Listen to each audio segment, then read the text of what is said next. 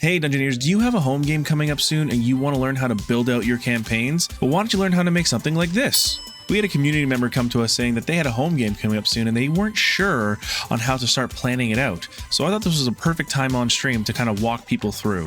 What you're about to watch is a cut down, edited version of that to make it a little bit more interesting. Let me know what you think in the comments below and if you want to see any more of this. All right, thanks.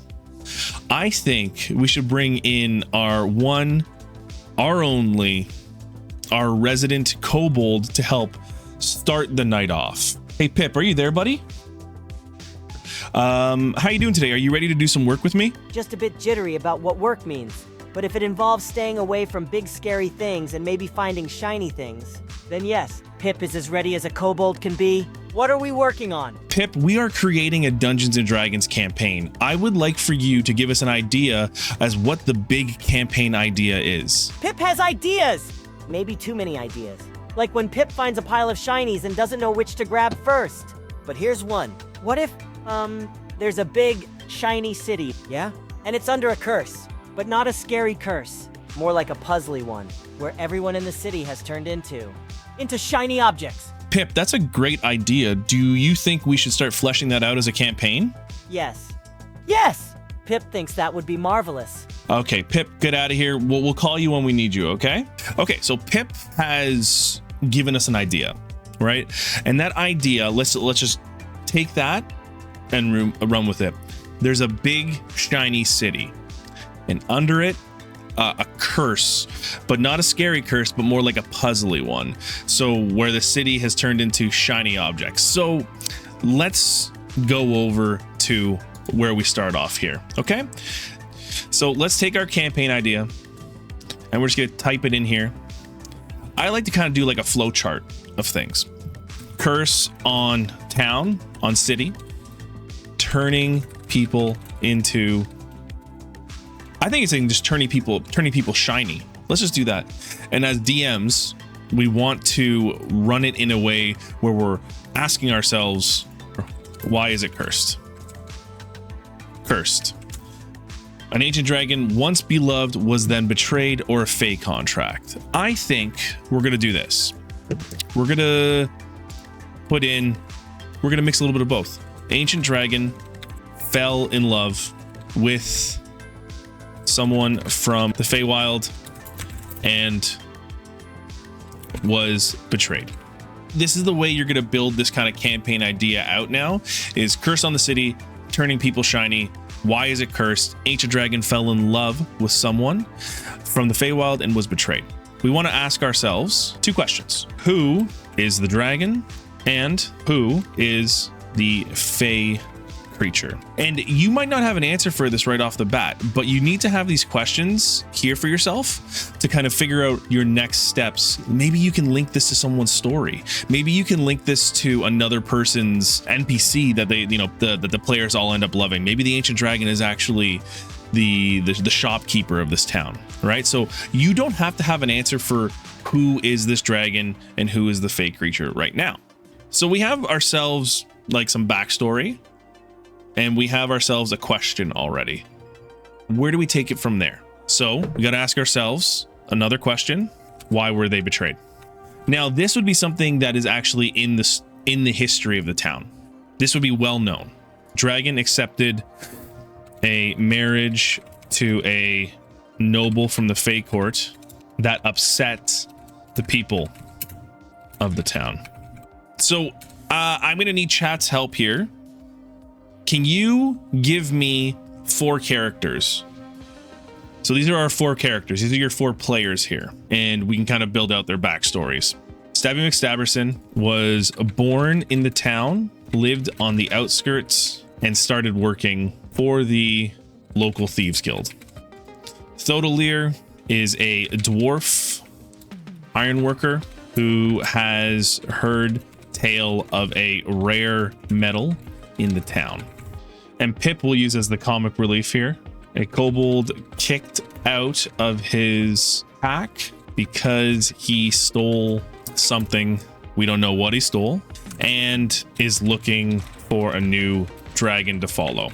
And that's how we can link it back to the town here. And this is, I would give your players a primer on what the city is and who owns the city, but they don't know the issue that's going on, because maybe your players can build this out, right? But now what we can do, because I'm already starting to think of a thread that we can put in together, or we know that there's a thread here. We know that Pip is going to want to be included in Dartharox's whole thing. He wants to work for Dartharox. So we can link that there, and then we can kind of build out in between here. We can build out stories and quests. And Northill, thanks to Reds, growing up in a nearby forest in a little village who grew quite fond of agriculture, took it upon himself to take care more of deeply for crops and forest land alike. And there you go. Right, that's their backstory. I would also give them a little bit of a precursor, right? Maybe something along the lines of their crops are now not being sold because of the curse on the town. Essentially, when you're starting a campaign, this is you might have a little bit more, but this is the base information you'll have. But we have to figure out how we get our players to meet. Where can they meet? How are they going to meet? Even though that this is your starting point, we're going to want to add in call to adventure. Do you all know kind of like the journey of the hero? We're really going in the weeds today, folks. We have our call to adventure. We have supernatural aid. To break it all out for you, there's the known and then there's the unknown. Right, this is the majority of your campaigns going to be in an area that is like this, right? Like that, you're taking them to places that they don't know about, that they haven't seen. So call to adventure is they need to be brought into the town somehow. There's going to be supernatural aid, and then you're going to have your guardians who are going to be the opposing force between the heroes, the known and the unknown. Then once they break through those guardians, or they work their way and get information from those guardians, they're now in the unknown. And then there's like the challenges and temptations. And this is where you start bringing in these backstories. Like Pip would be interested in maybe doing something for the metallic blue dragon, and Pip's story will be taken off somewhere else. You'll have a helper. So maybe there's the shopkeep, there's the mentor. Maybe for Pip, that's the dragon, or for Stabby McStabberson, it's the Thieves Guild leader. And then you have your revelation, your abyss, your death, and rebirth, right? So this would be kind of like your rising action, and then we would have our atonement be like the climax of the story, and then our falling action will be the return home. What would bring the people to the town? An eclipse. The call to adventure here is it started turning people shiny. Let's just say that there was an eclipse. What the hell happened? Everyone started turning shiny.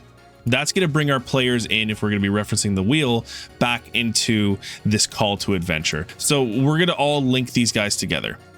Now, maybe Northill and Thodelir know each other. You do something like this.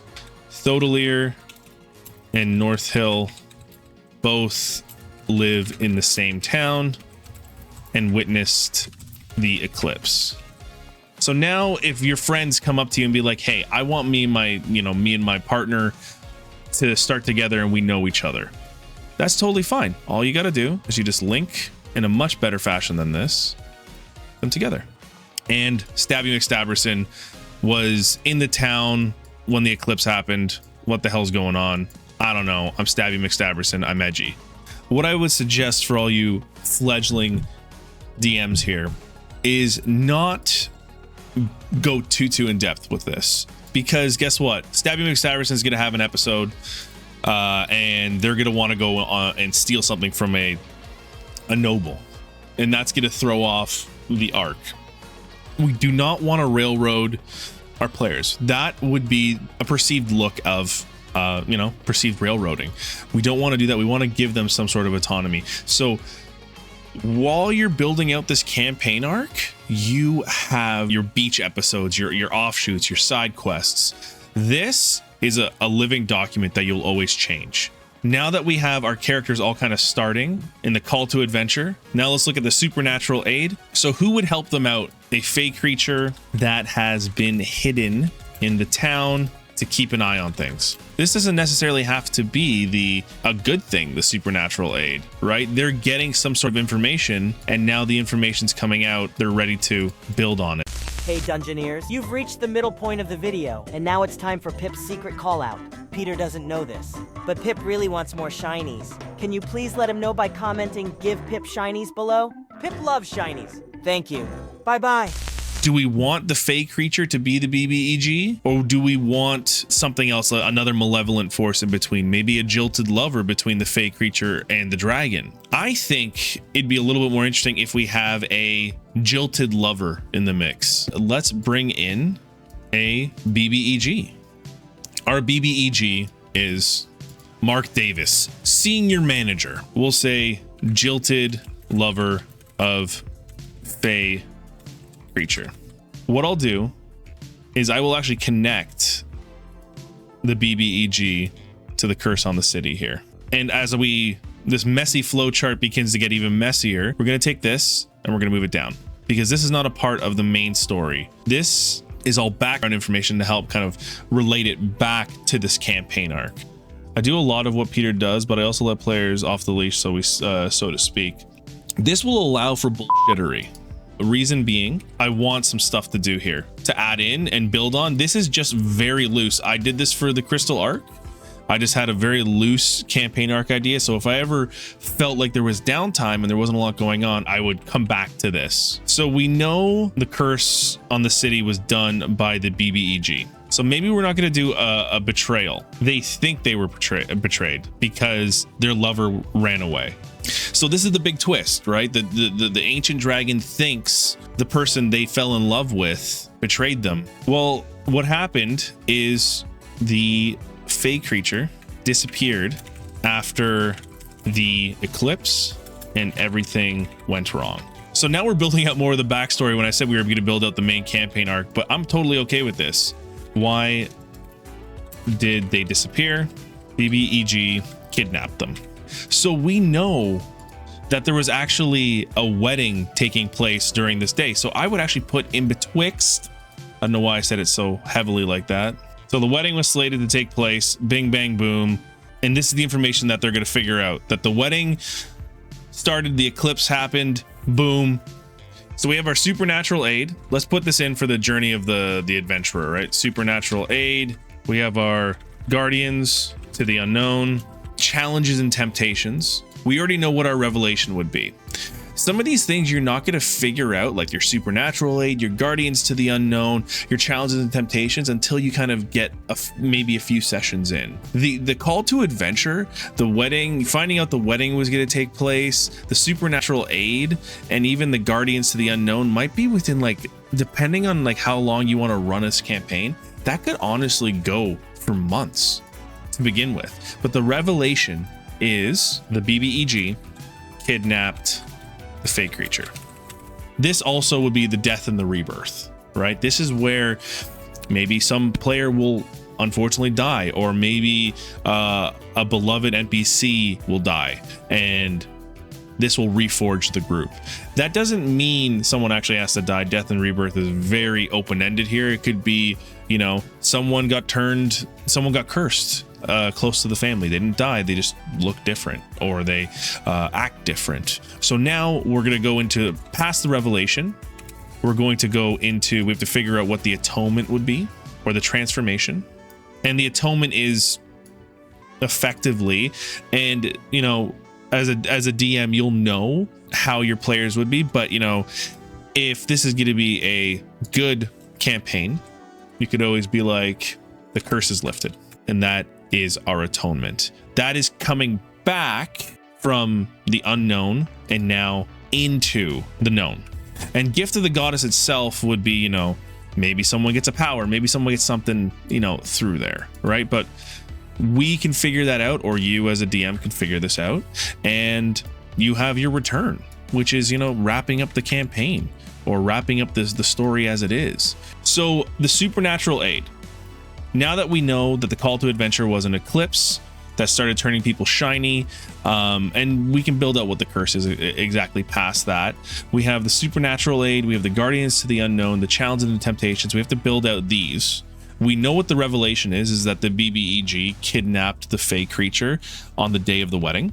We have our transformation, we have our atonement, the curse is being lifted, and, you know, BBEG defeated? Question mark. That's going to be dependent on your players, right? This is going to change 100%. The gift of the goddess, you figure out what the gift of the goddess is. If we're going to look back at the crystal arc, the gift of the goddess, in a way, was Shield's sacrifice and the infection being eradicated. That's the gift of the goddess mixed in with the return. We need to figure out what the supernatural aid is. And folks in chat, more than welcome. What do you think the supernatural aid would be here? You know, Pip, like, this is your one player that's like, I just want to be the dragon's friend. So they meet the dragon. Maybe the supernatural aid is the dragon. Let's say the guardians to the unknown. This is one of the Fey court is the lackey of the jilted lover and tries to escape. So let's put this little bing bang boom here will be a combat. Combat happens or some sort of encounter. I wouldn't plan for this.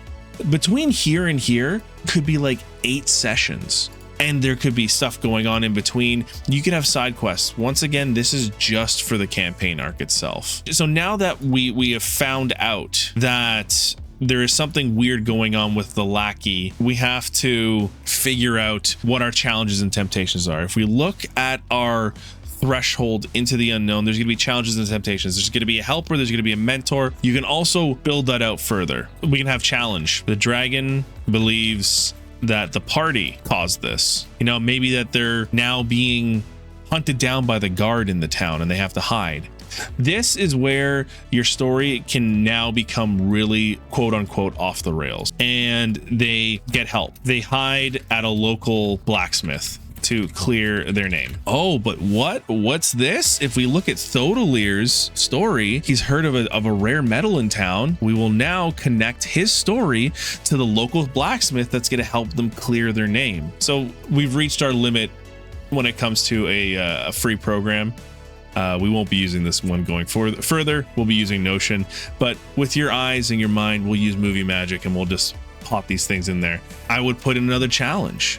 The next challenge is, Stabby McStabberson's guild boss says, I need you to rob from that local blacksmith. And now Stabby McStabberson's like, oh my God, what the hell am I going to do? But the guild leader is going to be like, hey, this is going to be really good for you and you're going to move up the ranks in here. So now he has the temptation. You have another challenge. The guards, maybe the guards run into the players. And then the final challenge, maybe the dragon's like, oh, you've cleared your name. I'll kind of help you along the way. It's your mentor. Maybe it's your ace in the hole. Like during the final fight, the dragon can come in. I wouldn't have more than 2 or 3 challenges in between here. But then the big revelation comes, and this could be during a challenge, right? Now the jilted lover kidnapped the Fey creature on the wedding day. I would actually send a ransom note saying, I have your lover, and now you have to give me the town and I'll release the curse. That's the revelation. The transformation is them going to the Feywild. That would be like the world turning upside down again. This is the players getting stronger, the players running into any more roadblocks. Even here, when we have our death and rebirth in the revelation, maybe one of the players' loved ones becomes more and more cursed, or like actually ends up getting cursed and now is worsening, and people in the town are worsening, and now they have to go bring the fight back to the BBEG. And from here, you know, maybe Stabby McStabberson did steal from the blacksmith, and it was the rare metal that Thodalir was looking for. There is a little bit of atonement there. The transformation is also, I felt guilty for doing this. I'm sorry. And you're bringing back the story to the players again. And the atonement is the BBEG is defeated. You finally get to the BBEG. The curse is lifted, or the curse is lifted without even defeating the BBEG. You get your gifts of the goddess, and you return back home, and that's the end of the story. So you might be saying to me, Peter, there's not a lot here, and there's a reason why. This should be a living document that you're changing multiple times throughout the day, throughout your sessions. And this is because from here to here, I would fit in a side quest. I would even make little flowcharts for side quests like this. You don't have to go that crazy. Or maybe one night you're like, look, I don't want to deal with getting the blacksmith to help them out right now. I want them to go on a side quest. So maybe they get chased out of the town. And then, you know, a session later, they find the blacksmith in the woods, and the blacksmith will help clear their names in the woods there. This document will just serve as a pathway. This is the start of what a campaign should start looking like. You could even bring this down to bringing up your characters, right? If you want to make your characters, you can start the hero's journey this way and build it out as your character goes along. But also a lot of the backstory stuff will be like the backstory of the campaign idea here. So Pip, what did you think about that? Did you like how we did that? Yes! Pip liked it. Really liked it. It was exciting. Get out of here. Let me know what you thought about the little campaign we came up here. It's a little fun idea, actually. I wouldn't mind kind of fleshing out a little bit further. And if you want to flesh it out a little bit further, be more than happy to look at what you do. You know, let me show it in the Discord. I'd love to see it, and we can talk about it a little bit further. But folks, if you can't talk D&D with anybody, you can always talk D&D with me. Okay? Appreciate you all. Check us out on the socials, on the Discord. We love you, and we want you to be safe out there.